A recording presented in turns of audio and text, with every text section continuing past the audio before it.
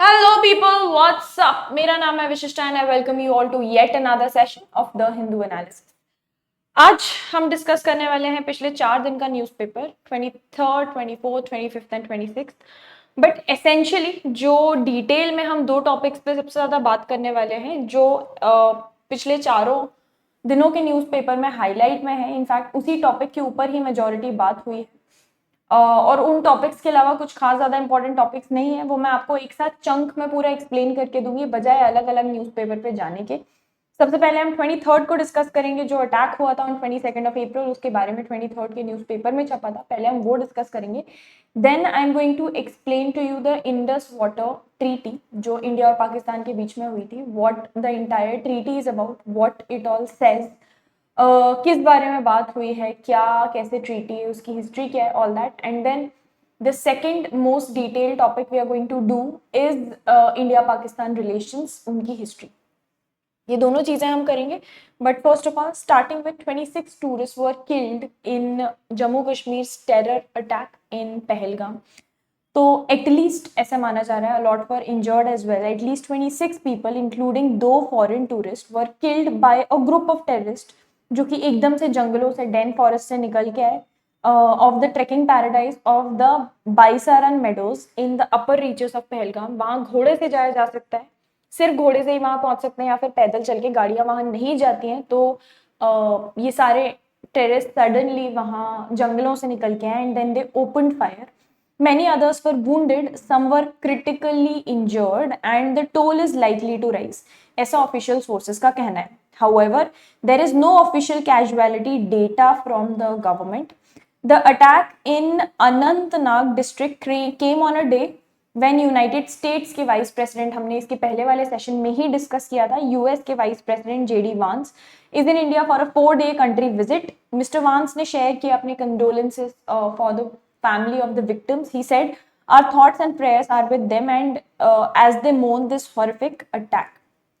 Prime Minister Narendra Modi, who was actually उस time पे in Saudi Arabia for a very important diplomat meet, he cancelled on it and he came back to India and he said that he also strongly condemned the terror attack in Pahalgam and he said those behind this heinous act will be brought to justice. They will not be spared. Their evil agenda will never succeed. Our resolve to fight terrorism is unshakable and it will get even stronger. जो resistance front है, एक लश्कर तैयबा का offshoot माना जाता है, उन्होंने responsibility claim की है later in the week of the attack. However, जो सिक्योरिटी एजेंसीज हैं उन्होंने ऐसा कुछ भी कंफर्मेशन नहीं दिया है कि if we are actually placing the blame on them और नॉट। ये जो आउटफिट है, alleged that 85,000 domicile certificates issue किए गए हैं to non locals, creating a pathway for demographic change.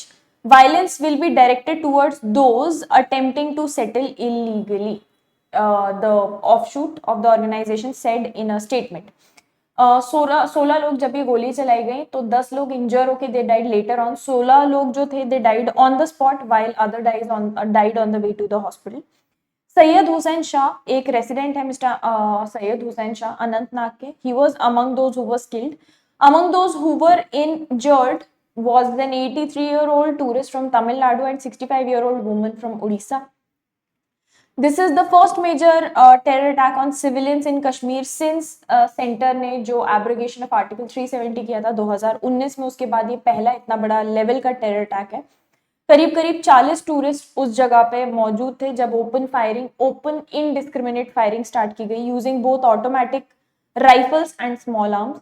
They reportedly checked the identity of the victims before shooting them at cross range. ऐसा माना जा रहा है कि कुछ वहाँ जो victims थे, जो किसी तरीके से बच के निकल गए, उनका ये भी कहना है कि they were even asked their names and religions before being shot. Gunshots rattled the meadows and there were many in the open meadow who immediately fell to the ground. Aftermath of the terror attack was captured by local guides on mobile cameras. बहुत सारे tourist ऐसे भी हैं जिनको देखा गया, they were seen pleading for help and one woman tourist managed to call the JNK police after the attack. The terrorists, whose numbers could be ascertained immediately, took advantage of the non-motorable destination popular among honeymooners trekkers and adventure seekers to target the tourist, और ये ensure करने के लिए कि local से कोई भी मदद बहुत ही जल्दी से या अथॉरिटीज से ना पहुंच पाए, क्योंकि उस जगह सिर्फ घोड़े से या ट्रैकिंग करके ही पहुंचा जा सकता है। इमीडिएट गाड़ियों से वहां पहुंचा जाना through motor bikes and motor vehicles is next to impossible. तो बहुत ही स्ट्रेटेजिकली इस डेस्टिनेशन को चूज किया गया था फॉर दिस अटैक।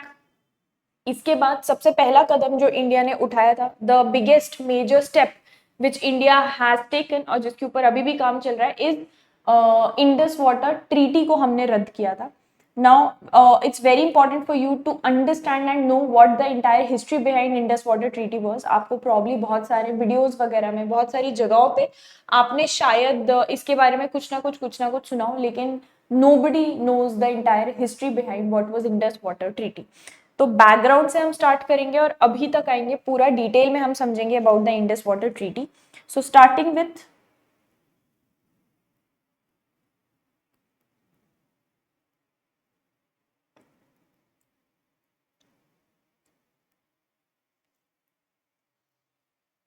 सबसे पहले background.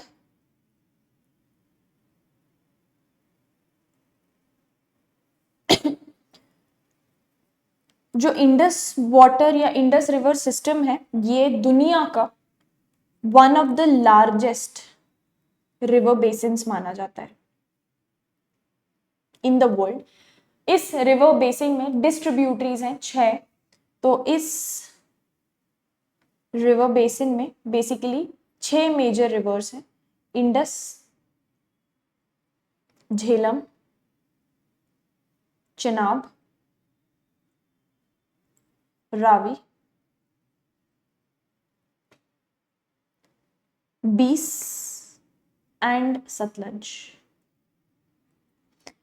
Indus being the main river and बाकी 1 2 3 4 पांचों के पांचों बीइंग इट्स डिस्ट्रीब्यूटरीज। डिस्ट्रीब्यूटरीज क्या होती है? एक तो ट्रिब्यूटरीज होती है कि सारी की सारी नदियां मिलकर एक नदी बनती है, आगे जाके फिर वो ओशन में चली जाती है, ड्रेन आउट हो जाती है। दूसरी होती है डिस्ट्रीब्यूटरीज, उसका मतलब होता है कि वो नदी आगे बहते बहते 6 अलग अलग नदियों में डिवाइड हो जाती है, तो इसको बोलते हैं डिस्ट्रीब्यूटरीज। ठीक है। अच्छा, पार्टीशन के पहले जो ब्रिटिश इंडिया था, ये जो पूरा का पूरा रिवर सिस्टम था, it was managed as a unit, एक यूनिट की तरह इसको मैनेज किया जाता था बिफोर पार्टीशन। ठीक है। आफ्टर पार्टीशन ये जो रिवर थी, they followed both through India and Pakistan. India और पाकिस्तान दोनों में ही ये सारी की सारी नदियां बहती थी, जिसमें हाँ 1948 में इंडिया ने पाकिस्तान को वाटर सप्लाई पहली बार रोका था, सिर्फ कुछ शॉर्ट पीरियड ऑफ टाइम के लिए, क्योंकि 47 में जो इतनी बड़े दंगे फसाद हुए थे, वॉर हुआ था रादर एक तरीके का, उसके चलते 1948 में इंडिया ने काफी कम टाइम के लिए, for a short period of time, India stopped water supply. इसके वजह से टेंशंस और ज्यादा एस्केलेट हो गए थे। India stopped water supply. इस डिस्प्यूट को रिजॉल्व करने के लिए बीच में आया उस टाइम पे वर्ल्ड बैंक। ठीक है। इंडिया और पाकिस्तान के बीच में नेगोशिएशंस को फैसिलिटेट करने के लिए बीच में वर्ल्ड बैंक आया। उसके बाद फाइनली बात है सितंबर 1960 की, एक अग्रीमेंट साइन किया गया, या रादर एक ट्रीटी साइन की गई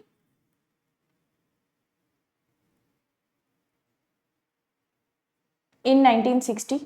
इंडिया के तरफ से थे, इंडिया के प्राइम मिनिस्टर उस टाइम पे PM of India Jawaharlal Nehru, और उस तरफ थे president of Pakistan Shri field marshal Ayub Khan.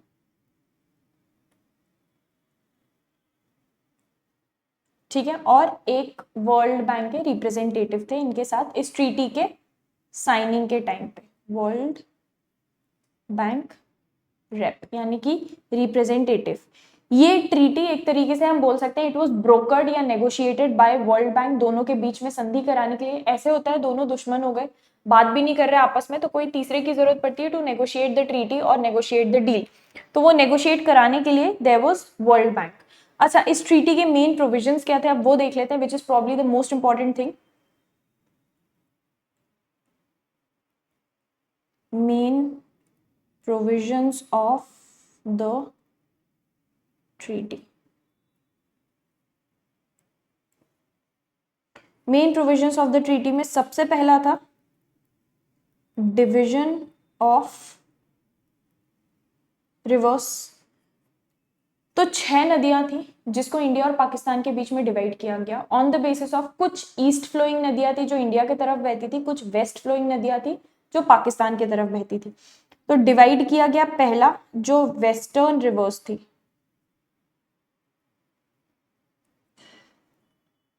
Western rivers मतलब वेस्ट फ्लोइंग रिवर्स, ये थी झेलम, इंडस एंड चेनाब। और दूसरी जो ईस्टर्न रिवर्स थी या ईस्ट फ्लोइंग रिवर्स थी, ये थी रावी, बीस एंड सतलज। ठीक है, तो ये जो वेस्ट फ्लोइंग रिवर्स थी इनके ऊपर पाकिस्तान को राइट्स दिए गए, जो ईस्ट फ्लोइंग रिवर्स थी इनके ऊपर इंडिया को राइट्स दिए गए। ओके, अच्छा इसका मतलब क्या था अब वो समझते हैं। इसका मीनिंग था ultimately Pakistan got control over 80% of the total water volume। इसमें इंडिया जो था, India was allowed some use of western rivers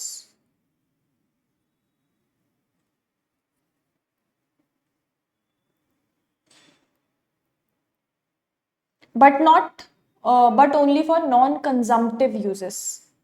यानी कि आप डैम नहीं बना सकते, आप इरिगेशन के लिए यूज नहीं कर सकते, हाइड्रो इलेक्ट्रिक पावर जिसमें बहुत ज्यादा यूज होता है वो नहीं कर सकते थे western rivers, except for consumptive uses जिससे रिवर का पानी कम होता है, फ्लो करना कम होता है उसका।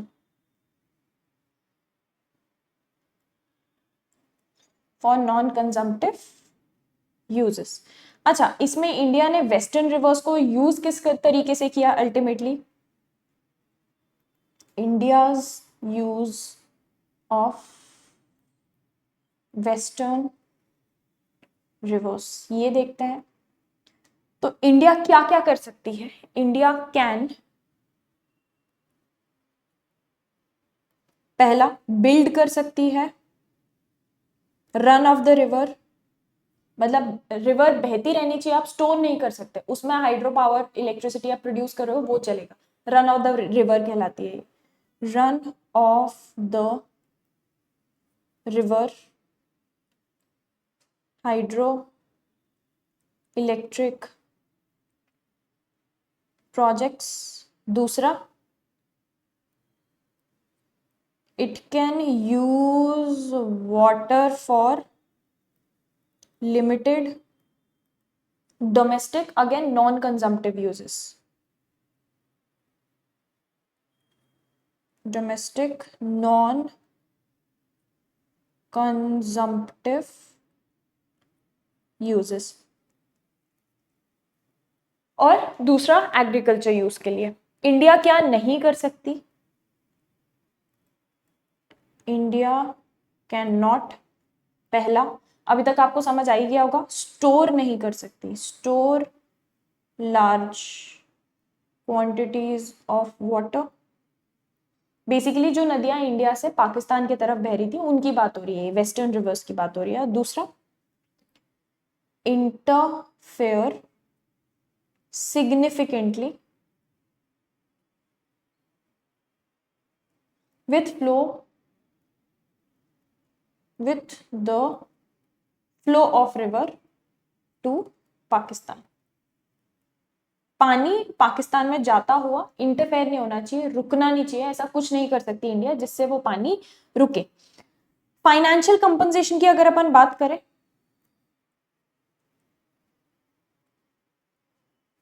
फाइनेंशियल कॉम्पनसेशन की अगर अपन बात करें तो इंडिया ने अग्री किया, India agreed to help fund the building of new canals and storage facilities in Pakistan to help them transition their irrigation system. Help them transition, change करने के लिए अपना their irrigation system. ठीक है, इस चीज के लिए इंडिया ने कुछ $62 मिलियन कंट्रीब्यूट किए थे या दिए थे पाकिस्तान को। $62 मिलियन कंट्रीब्यूट किए थे इंडिया ने, और बाकी फंड्स इंटरनेशनल डोनर्स से आए थे जैसे world bank and Asian development bank. अच्छा, एक पीआईसी बनाई गई जिसको हम बोलते हैं permanent Indus commission.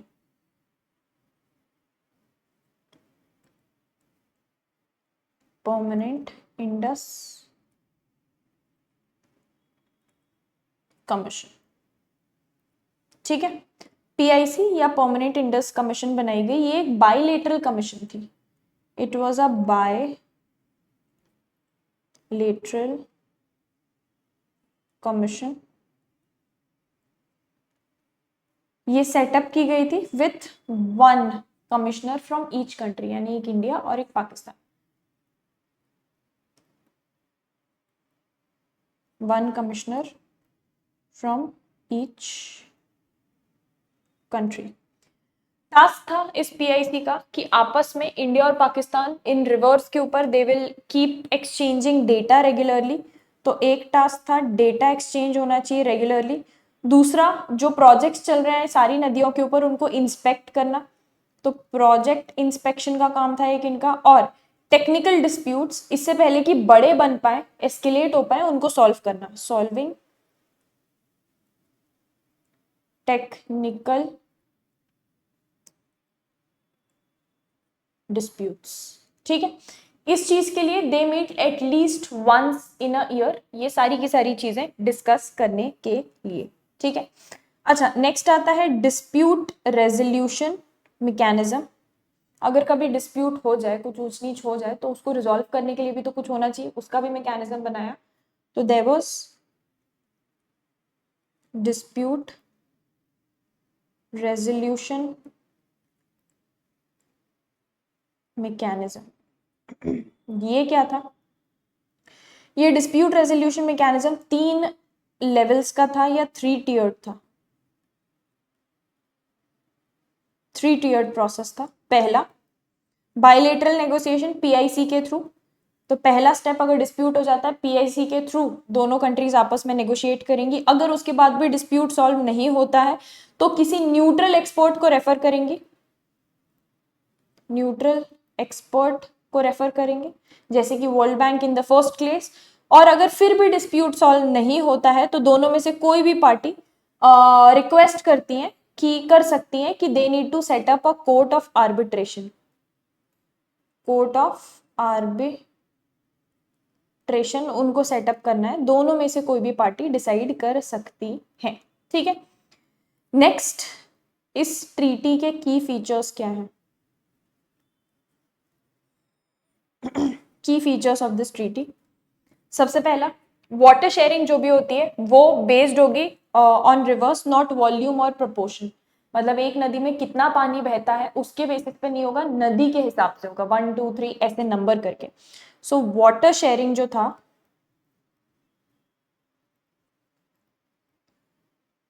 Water sharing based on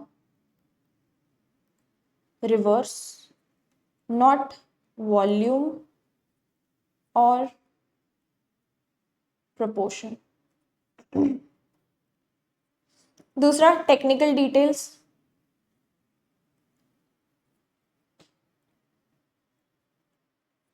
treaty में इंक्लूडेड है extremely detailed specifications regarding projects जो इंडिया कर सकता है और जो पाकिस्तान कर सकता है, तो टेक्निकल डिटेल्स का पूरा ध्यान रखा जाएगा। और तीसरा लॉन्गिटिविटी जो हर ट्रीटी में होता है, तो इस ट्रीटी की कोई एक्सपायरी डेट नहीं है, no expiry date, it is meant to be a permanent treaty, जो हाल ही में इंडिया ने बोला है कि हम नहीं मानते अब इस ट्रीटी को, ठीक है।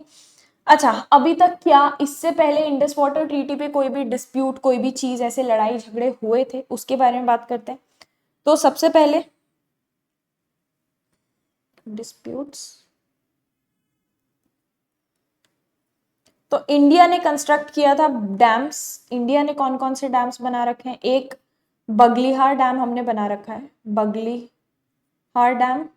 दूसरा किशन गंगा डैम हमने बना रखा है, किशन गंगा प्रोजेक्ट। और तीसरा रतले। ये 3 प्रोजेक्ट्स हमने बना रखे हैं, डिस्पाइट पाकिस्तान ने इसके ऊपर ऑब्जेक्शंस लगाए हुए थे, उसके बाद भी हमने ये 3 प्रोजेक्ट्स, ये 3 डैम्स हमने बना रखे हैं। डिस्प्यूट्स जनरली अगर होते भी हैं तो वो किन किन चीज़ों के ऊपर होते हैं? जनरली डिस्प्यूट या तो डिज़ाइन इश्यूज के ऊपर होते हैं,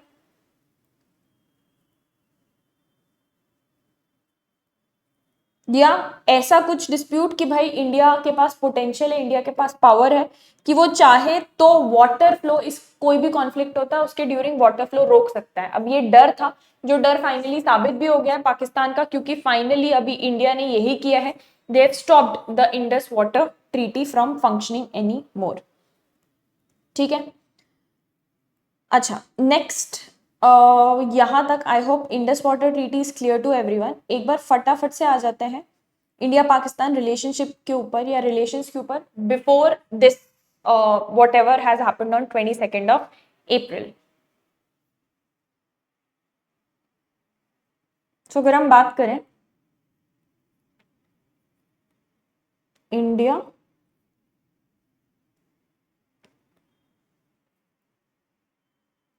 Pakistan relations,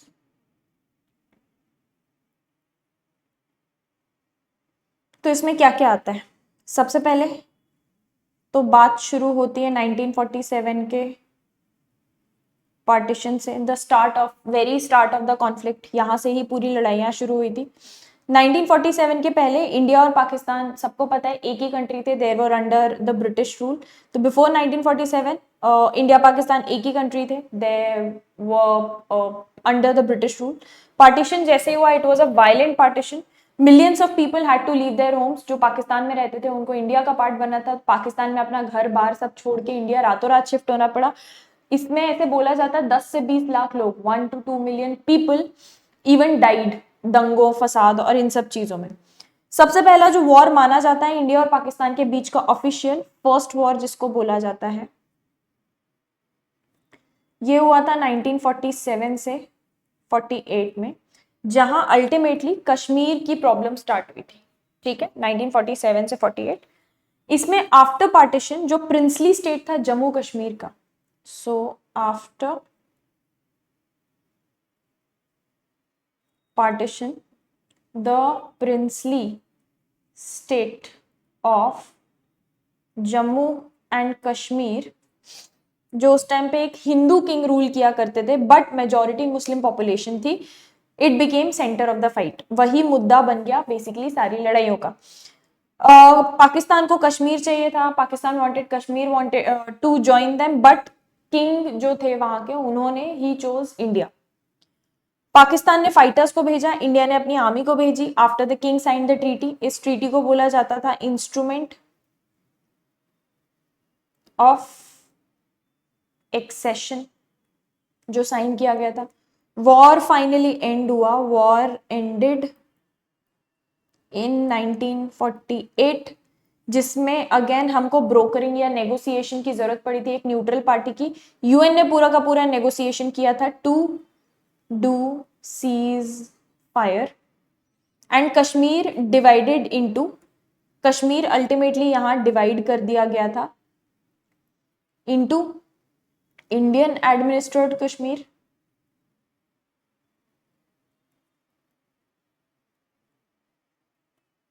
and Pakistan administered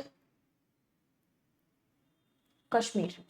इस तरीके से कश्मीर को दो हिस्सों में डिवाइड कर दिया गया। ठीक है, इसके बाद सेकेंड वॉर की अगर हम बात करते हैं, second war between India and Pakistan,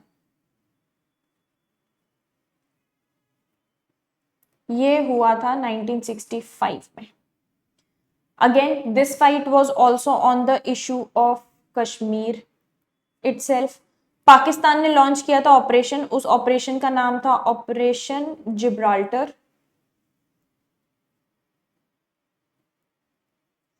to capture Kashmir.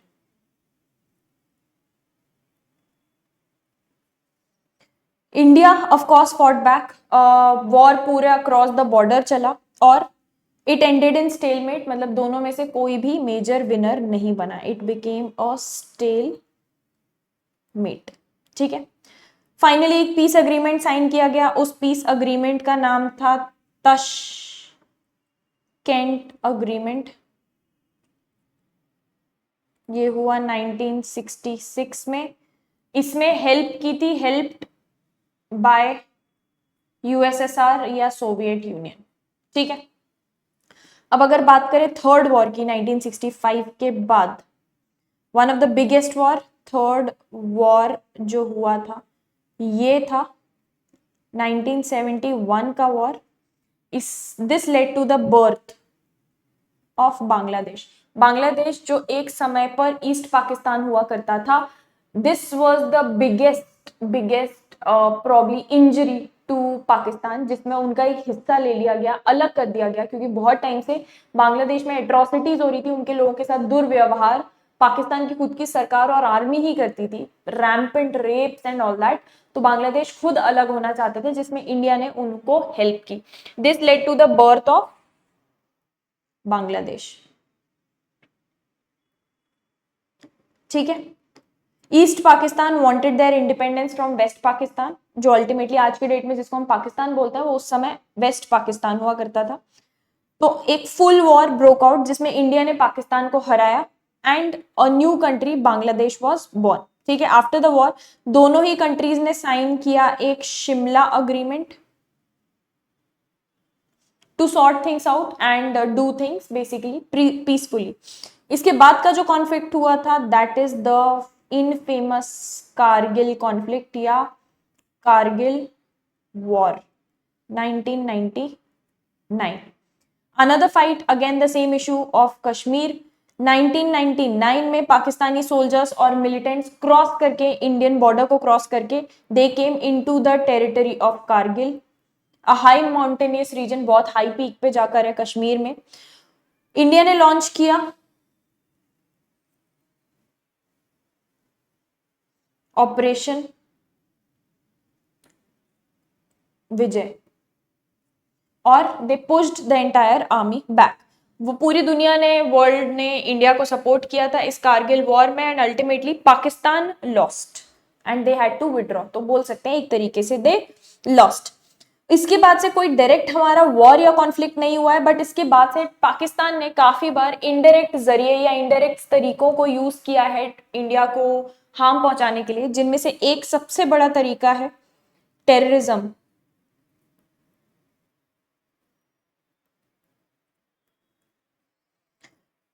अब बात अगर होती है कारगिल के बाद की, फुल स्केल वॉर इसके बाद रुक चुके हैं, बट टेररिज्म एक बहुत बड़ा प्रॉब्लम बन चुका था इंडिया में। Pakistan based and there is ample amount of proof for that, terrorist groups like the most famous one being, जिनके बारे में हम अभी भी बात कर रहे थे, लश्कर ए तैयबा। इन्होंने इंडिया पे बहुत बार अटैक किया, जिसमें से फर्स्ट वन बीइंग 2001 का attack on Indian parliament, second one being 2008 Mumbai attacks 26/11 जिसको हम बोलते हैं, जिसमें 166 अराउंड पीपल डाइड।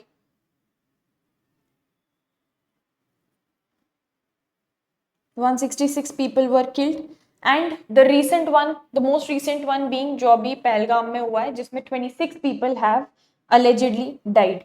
अच्छा, इसका भी जवाब हमने हर बार दिया है, इस बार भी देंगे ही। इसका जवाब हमने दिया था through surgical strike and Balakot air strike. जो टेररिस्ट अटैक हुआ था उरी, आपने मूवी देखी हो तो 2016 में, उसके बाद इंडिया ने सर्जिकल स्ट्राइक किया था। और जो 2019 में जो सुसाइड बॉम्बिंग हुई थी पुलवामा में, जिसमें 40 इंडियन सोल्जर्स मारे गए थे, उसका हमने बालाकोट एयर स्ट्राइक करके अटैक किया था या बदला लिया था। फाइनली जो पूरा आपने अभी तक आप समझ ही गए हो गए थे, सारा का सारा डिस्प्यूट का रीजन जो था कश्मीर, उसको स्पेशल स्टेटस जो दिया गया था आर्टिकल 370 के अंडर, इंडिया ने 2019 में एब्रोगेट किया आर्टिकल 370 को। एंड इस एब्रोगेशन के बाद से पाकिस्तान ने स्ट्रांगली उस टाइम पे बहुत ज्यादा अपोज किया था इस एब्रोगेशन को, मतलब स्पेशल स्टेटस हटाया और जम्मू एंड कश्मीर को बोला गया it's an integral part of India. Current situation की अगर अपन बात करें, दैट इज 2020s, तो अभी relatively relations are very cold. अभी तो एकदम खत्म है रिलेशंस, बट इससे पहले भी relations were very cold, hardly any talks. In fact Shanghai cooperation organisation की मीटिंग भी होने वाली थी पाकिस्तान में, तो हमारे सारे ही ministers including our external affairs minister S Jaishankar, उन्होंने बॉयकॉट किया था इसको, और उन्होंने मना किया था कि he is not going to attend the meeting because it's going to be in Islamabad Pakistan, but ultimately he went on to attend the meeting, but हमने इनिशियली बॉयकॉट ही किया था। सो इंडिया पाकिस्तान रिलेशंस काफी टाइम से अगर देखे जाए they have been cold, now they have become outrightly hostile, और अब पूरा एनिमोसिटी आ चुका है। आगे आने वाले टाइम में देखना ये है, hopefully full fledged war situation does not back out, does not break out, because honestly it's very easy to enter into a war. बहुत आसानी से आप रातों रात वॉर शुरू कर सकते हैं, but it's very difficult to come out of the war. War को छोड़कर आ पाना बहुत मुश्किल होता है। रशिया जैसी one of the most powerful countries military wise, तो डेफिनेटली एक छोटी सी कंट्री, मतलब रशिया न्यूक्लियर पावर सबसे one of the initial nuclear powers था, और एक छोटी सी country Ukraine, not at all a nuclear power, उससे वॉर उन्होंने स्टार्ट किया था। 2 साल से ज्यादा होने को आ रहा है, अभी भी they are in a state of war only. So it's very easy to enter into a war, but it's very difficult to end the war. So hopefully for all of us and for the entire country and the population of the country, a war-like situation does not break out. But इस तरीके की चीजें जो होती आ रही हैं, I think now it's finally the time जिसमें Indian government इस तरीके का जवाब अब देने वाली है कि अब अगर पाकिस्तान आगे जाकर इस तरीके के टेररिस्ट आउटफिट्स को फंडिंग पहुंचाने से पहले, उनको पनाह देने से पहले शायद 1000 बार सोचेगा, और उसके बाद 2000 बार और सोचेगा। We are very close to taking a huge action. ऐसा सबको तैयारियां जिस तरीके की चल रही हैं, जैसे को देखने को मिल रहा है, very very very high chance कि something huge like this might happen in the upcoming days. So देखने का ये है कि क्या होता है ultimately. With that I take your leave now. Thank you for joining me in today's session. Next हम मिलने वाले हैं मंडे को, जब हम डिस्कस करेंगे संडे और मंडे के न्यूज़पेपर में क्या क्या हुआ। Thank you for joining me in today's session. I'll see you guys again on Monday. This is Vishishta signing off.